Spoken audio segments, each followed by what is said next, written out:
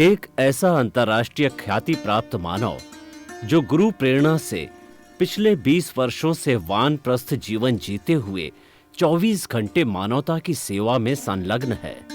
एक ऐसा मानव जो अभी राष्ट्रीय, अंतर्राष्ट्रीय टीवी चैनलों पर 7,500 एपिसोड के माध्यम से सनातन सत्य, आत्मविज्ञान एवं पुनरुत्थान व्यवहार एवं निश्चय जगत के जीवनोपयोगी विषयों पर हृदय स्पर्शी प्रवचन कर चुका है। उस मानव का नाम है महात्मा उपासक प्रोफेसर डॉक्टर सोहन राज तातेड़। प्रोफेसर तातेड़ द्वारा योग, दर्शन, शिक्षा विषयों पर रचित पीएचडी स्तर के 250 शोध ग्रंथ भारत के 100 प्रतिष्ठित विश्वविद्यालयों में शोधार्थी पढ़ रहे हैं तथा वे सभी शोध ग्रंथ वहां की सेंट्रल लाइब्रेरियों में उपलब्ध हैं। महात्मा सोहन राज ने अभी तक हजारों स्कूलों, कॉलेजों, विश्वविद्यालयों एवं संस्थाओं में सेमिनार, वर्कशॉप, कैंप लगाकर लाखों विद्यार्थियों को योग, दर्शन, शिक्षा का प्रशिक्षण देकर उन्हें सुसंस्कारित किया। डॉक्टर तातेड़ ने भारतीय संस्कृति उत्थान के 4,000 से अधिक समसामयिक विषयों पर आर्टिकल लिखकर ऑनलाइन जर्नल, पत्रिकाओं, वेबसाइट्स पर प्रकाशित किया, जिसका उपयोग लाखों पाठक कर रहे हैं। उपासक तातेड़ के 5,000 से अधिक आज का सुविचार, आज का शुभ संदेश, आज का मंगल भावना योग आदि चिंतन websites, Twitter, blogger, Facebook, YouTube माध्यमों से लाखों लोग अपना जीवन निर्माण कर रहे हैं। मानवता के मसीहा ऐसे महामानव महात्मा सोहन राज तातेड़ के प्रोफाइल को अभी तक विश्व के 20 लाख दर्शक यूट्यूब पर, 12 लाख गूगल पर एवं लाखों दर्शक फेसबुक, ब्लॉगर, ट्विटर और इंस्टाग्राम पर देख चुके हैं।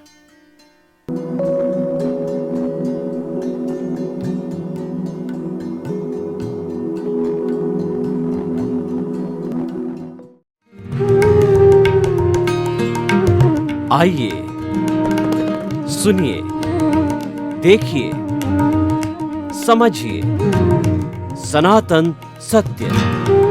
जैसी दृष्टि वैसी सृष्टि, दृष्टि विज्ञान। कुदरत, कुदरती रचना एवं कुदरत के कानून से शाश्वत सुख की प्राप्ति।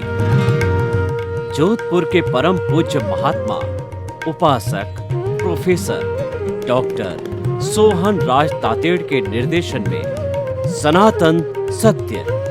जैसी दृष्टि वैसी सृष्टि, दृष्टि विज्ञान।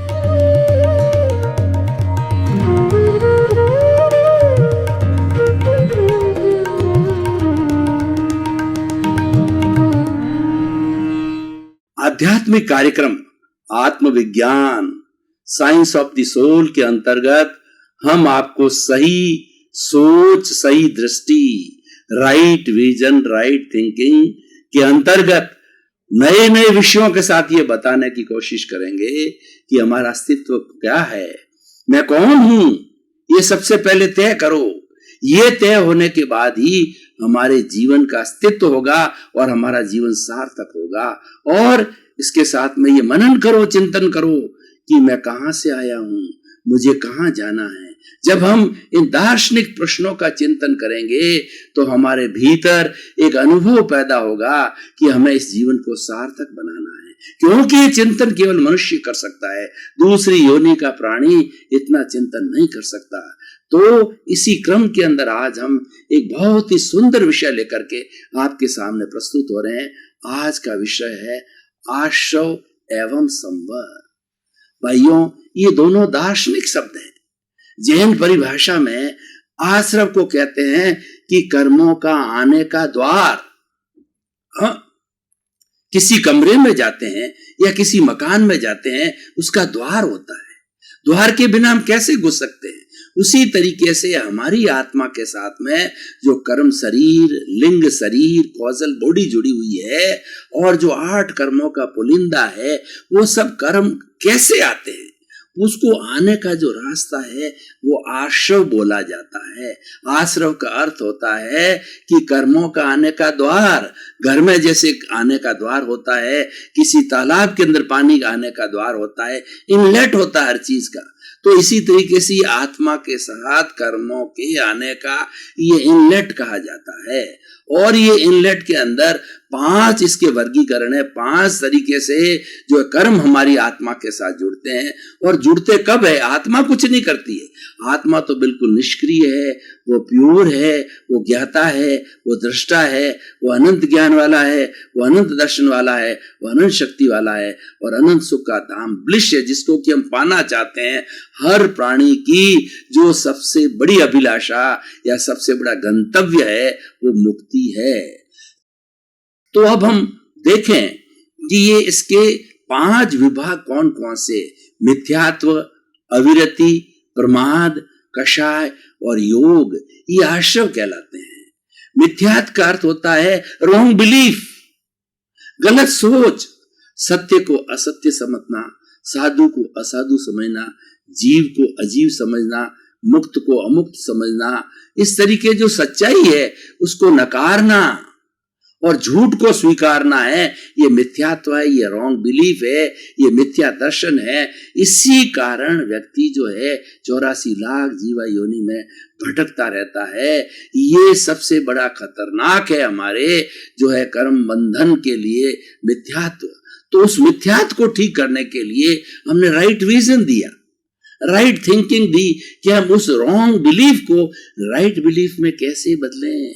राइट बिलीफ का मतलब होता है राइट विजन, राइट थिंकिंग। उसी दिशा के अंदर हमारा ये कार्यक्रम जा रहा है। तो ये मिथ्यात्व होता है, उसकी रॉन्ग बिलीफ कहती है अविरति। अविरति का अर्थ होता है कि संसारिक कार्यों में इंटरेस्ट लेना, इंद्रिय सुखों में इंटरेस्ट लेना, मैं मेरा में इंटरेस्ट लेना, मेरा घर, मेरा परिवार, मेरा शरीर, मेरे बाल, मेरे बच्चे, मेरी पत्नी, मेरा धन, मेरा दौलत, मेरा बैंक बैलेंस, मेरा पद, मेरी प्रतिष्ठा, मेरा ऐश्वर्य, इसके अंदर रुचि लेना, ये अविरति कहलाता है। ये कर्म बंधन का कारण है। इसी कारण से, क्योंकि हमने जो है हमारे अस्तित्व को नहीं जाना। धर्म कहां से प्रारंभ होता है? जब हमारे अस्तित्व को जान जाते हैं और धीरे धीरे लक्ष्य बना करके अनुभव को ज्यों-ज्यों बढ़ाते जाते हैं। जैसे कि बच्चा अपने स्कूल के अंदर हाई परसेंटेज लाता है, 97, 90, 100% लाता है, तो 100% वाला वो फर्स्ट गिना जाता है। उसी तरीके से हमारे सबसे पहले अस्तित्व की जानकारी करना वो सम्यक दर्शन है। अस्तित्व की जानकारी करने के बाद में जागृति करना, लक्ष्य बनाना। 24 आवर्स में हमें अपने अस्तित्व की जानकारी रहनी चाहिए, कभी भूल नहीं पड़नी चाहिए। और जो मिथ्या दर्शन हमारा शरीर है, जो संसार का खाता है, उसके अंदर हम नहीं जाते तो धीरे धीरे अनुभव बढ़ के वो मुक्ति की ओर जाता है। तो अविरति, मिथ्यात्व, अविरति, प्रमाद। प्रमाद का मतलब आलस्य, बोलचाल की भाषा में आलस्य कहते हैं। आलस्य किस चीज का? कि मंदिर जाने की बात आती है, ईश्वर प्राणिधान की बात आती है, प्रभु की भक्ति करने की बात आती है, भजन करने की बात आती है, अच्छे अच्छे सूत्रों को चैंट करने की बात आती है, और कितनी तरह के तपस्या के अनेक अनेक भेद है जो कि हमारी आत्मा से जुड़े हुए हैं। आत्मा की शुद्धि करने का जब आलस्य आता है, आत्मा के खाते में जाने का तो आलस्य आता है और शरीर के खाते में तुरंत चला जाता है। वो तो 24 रहता ही, उसके लिए कोई अभ्यास करने की जरूरत ही नहीं है, वो तो ऑलरेडी सीख के आता है मां के पेट से।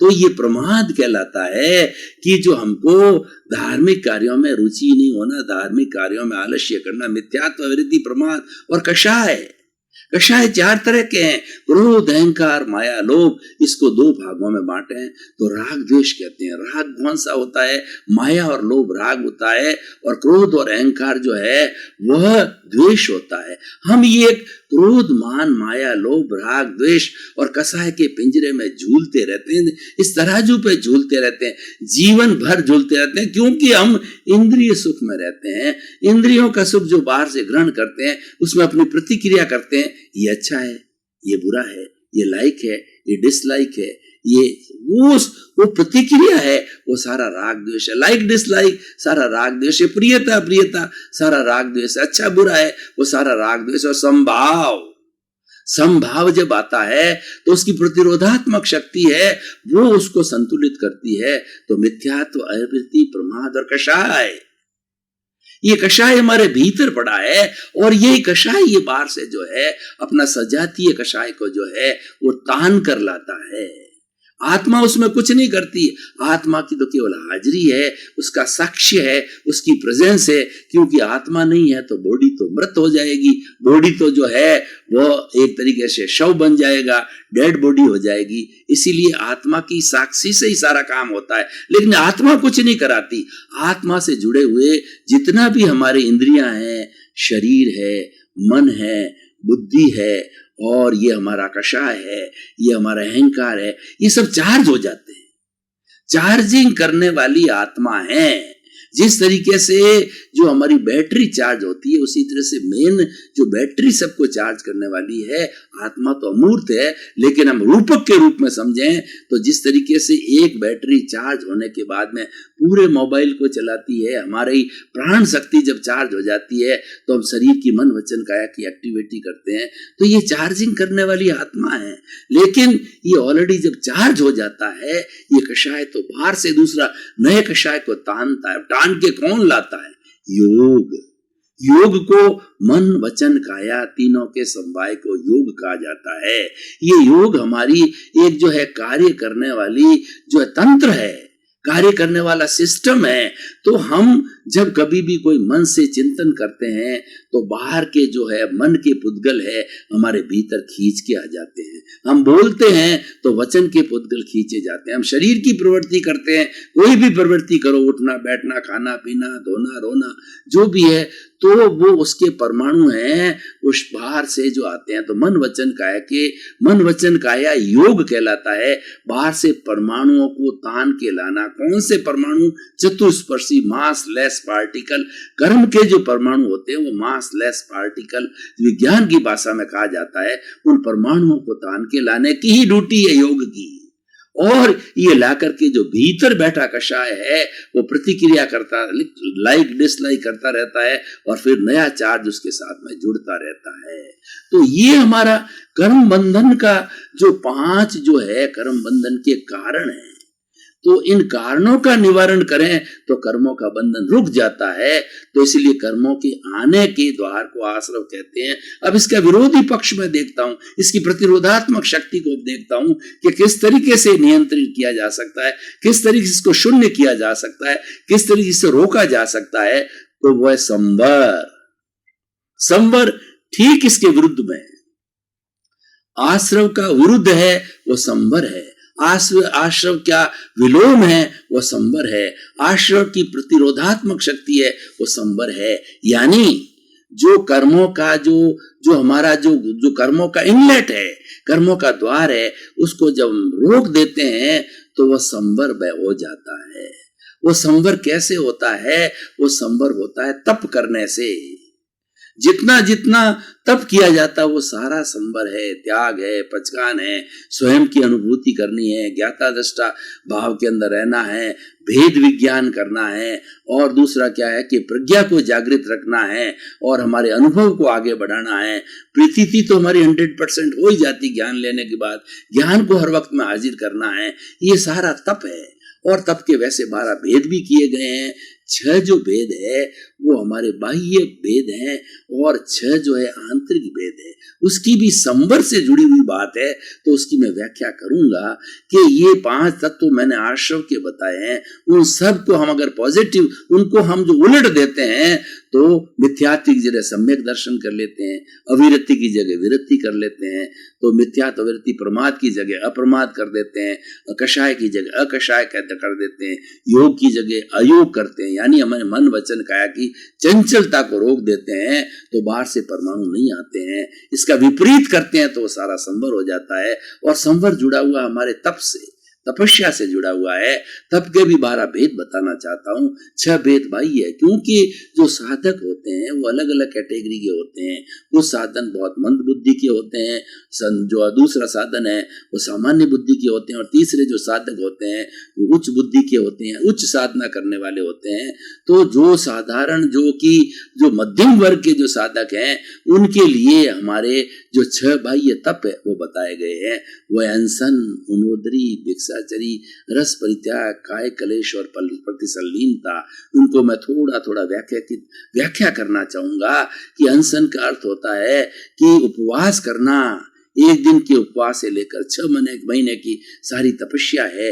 यानी इस बॉडी को भोजन को रोक देना, भोजन देना रोक देना, ताकि उसका भीतर का मल है उसकी शुद्धि होती रहे, और अंदर मल नहीं होगा, अंदर भोजन नहीं चलेगा तो हमारी जो है वो बुद्धि है वो संतुलित रहेगी, प्रज्ञा जागृत रहेगी, और हम अपने अस्तित्व में रहेंगे, हम ज्ञाता दृष्टा भाव में रहेंगे। तो ये हमारा जो है वो हो गया कि अनशन। उन्नोदरी का अर्थ होता है हम भोजन करने बैठते हैं तो भोजन हित मित और रित होना चाहिए। तो उन्नोदरी का अर्थ है कि सामने जितने हमारे भोजन के पदार्थ पड़े हैं उसकी सीमा करो। ये सारा तप है, सीमाकरण का है। तप का अर्थ है संयम करना, लिमिटेशन करना।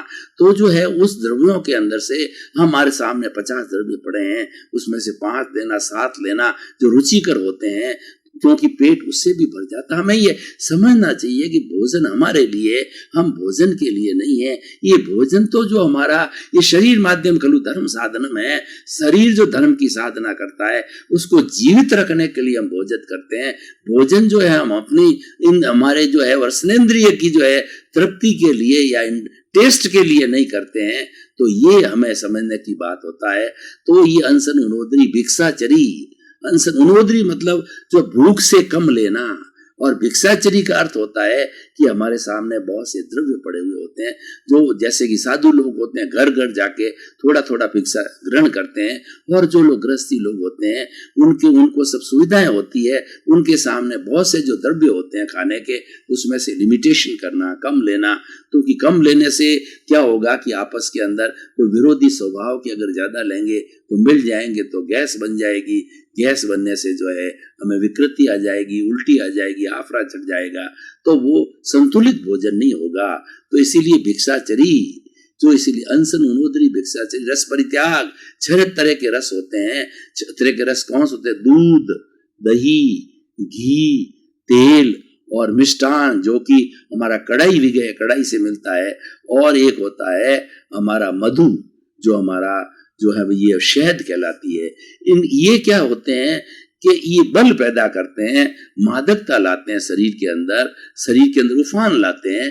तो इनका हम अगर कम उपयोग करें तो हमारा शरीर जो है वो मादकता के अंदर नहीं जाएगा। वो जो है वो उसके अंदर किसी तरह का जो है वो दूषित भावना, दूषित विचार नहीं आएंगे, अब्रह्मचर्य की बात नहीं आएगी। तो उसके लिए जो है हमें इन 6 में से 1 को, 2 को, 3 को, 4 को, 5 को छोड़ना चाहिए। उसको छोड़ने का नाम तपस्या है, छोड़ने का नाम त्याग है, वो तप कहलाता है। वो सारा संवर से जुड़ा हुआ है, और जहां जहां पर संवर होता है निश्चित रूप से निर्जरा होती है, और जहां जहां पर संवर होता है निश्चित तौर से निर्जरा का मतलब कर्म जड़ते हैं।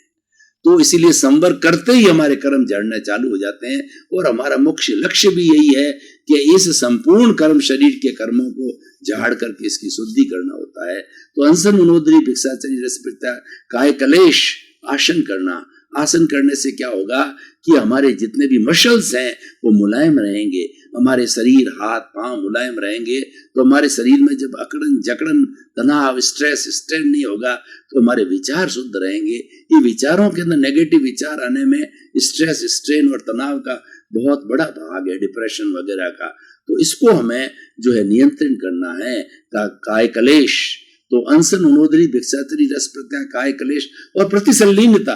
प्रतिसल्लीन का अर्थ होता है कि हमारी इंद्रियां बाहर की ओर जाती है। कोई अच्छी वस्तु देखी तो मन में आता है खा लूं, अच्छा रूप आता है तो भोग लूं, अच्छा गाना आता है तो भोगने लग जाता है।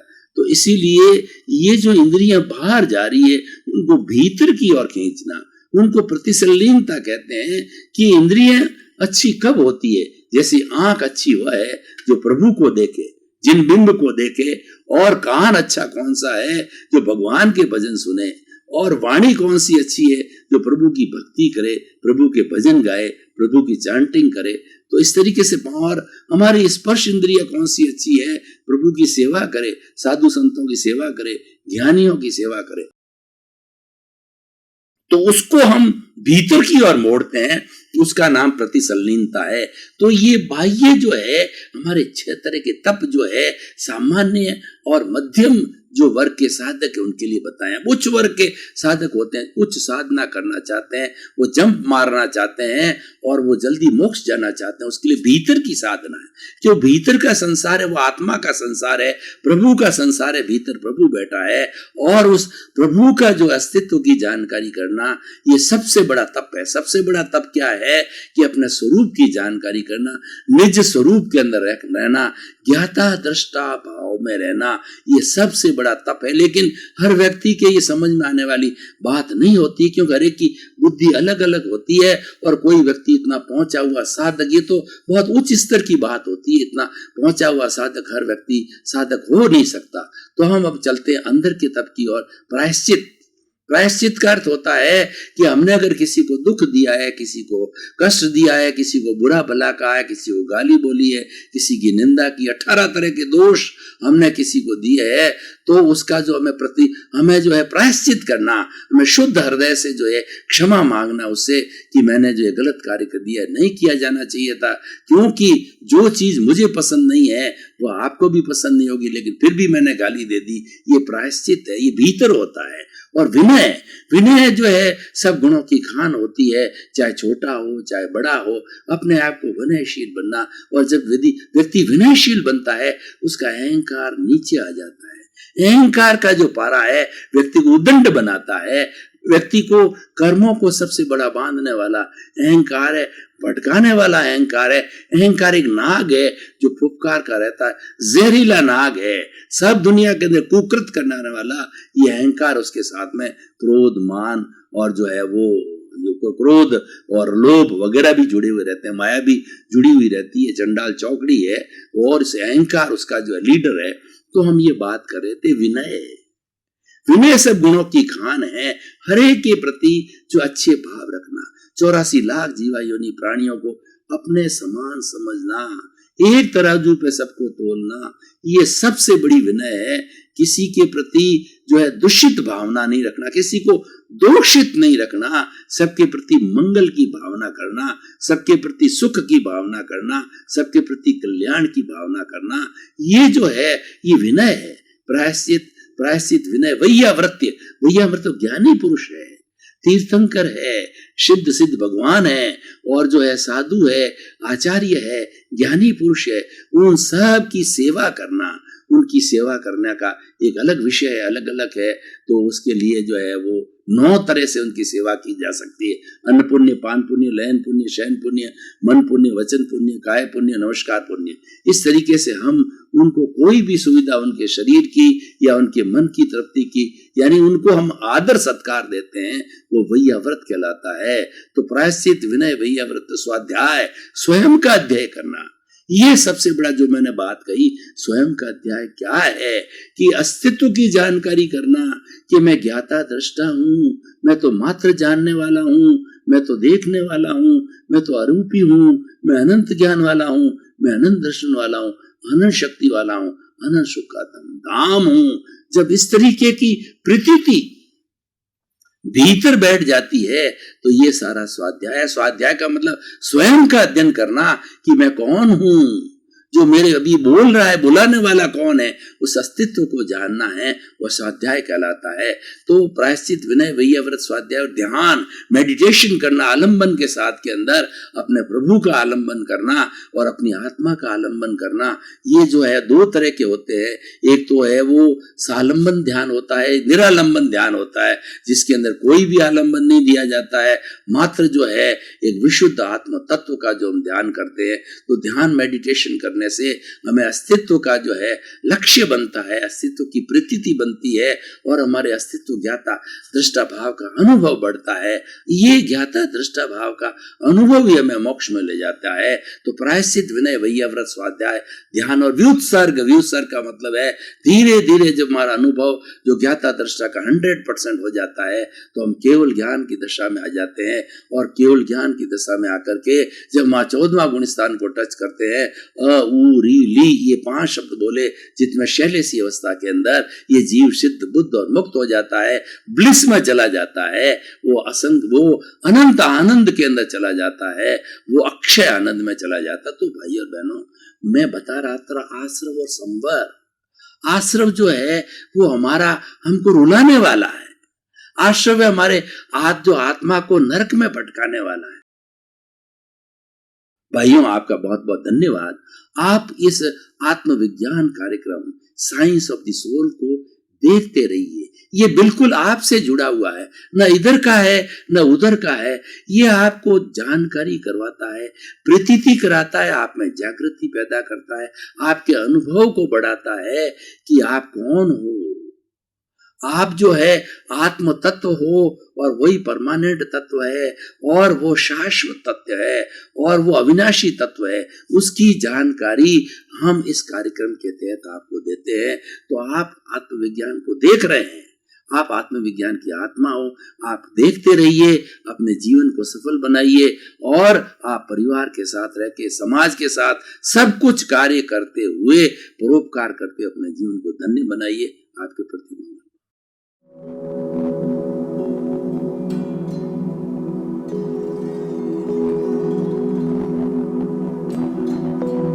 एक ऐसा अंतर्राष्ट्रीय ख्याति प्राप्त मानव जो गुरु प्रेरणा से पिछले 20 वर्षों से वानप्रस्थ जीवन जीते हुए 24 घंटे मानवता की सेवा में संलग्न है।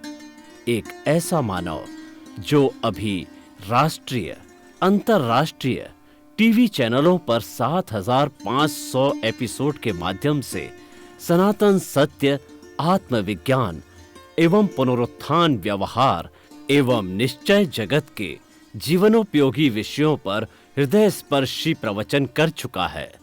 उस मानव का नाम है महात्मा उपासक प्रोफेसर डॉक्टर सोहन राज तातेड़।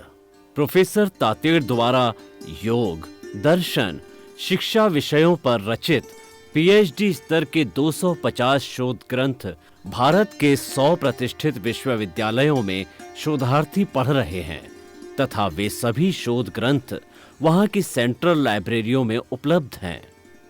महात्मा सोहन राज ने अभी तक हजारों स्कूलों, कॉलेजों, विश्वविद्यालयों एवं संस्थाओं में सेमिनार, वर्कशॉप, कैंप लगाकर लाखों विद्यार्थियों को योग, दर्शन, शिक्षा का प्रशिक्षण देकर उन्हें सुसंस्कारित किया।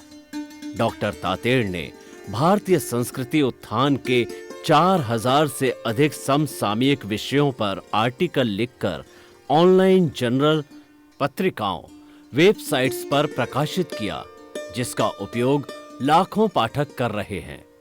उपासक तातेड़ के 5000 से अधिक आज का सुविचार, आज का शुभ संदेश, आज का मंगल भावना योग आदि चिंतन websites, Twitter, blogger, Facebook, YouTube माध्यमों से लाखों लोग अपना जीवन निर्माण कर रहे हैं। मानवता के मसीहा ऐसे महामानव महात्मा सोहन राज तातेड़ के प्रोफाइल को अभी तक विश्व के 20 लाख दर्शक यूट्यूब पर, 12 लाख गूगल पर एवं लाखों दर्शक फेसबुक, ब्लॉगर, ट्विटर और इंस्टाग्राम पर देख चुके हैं।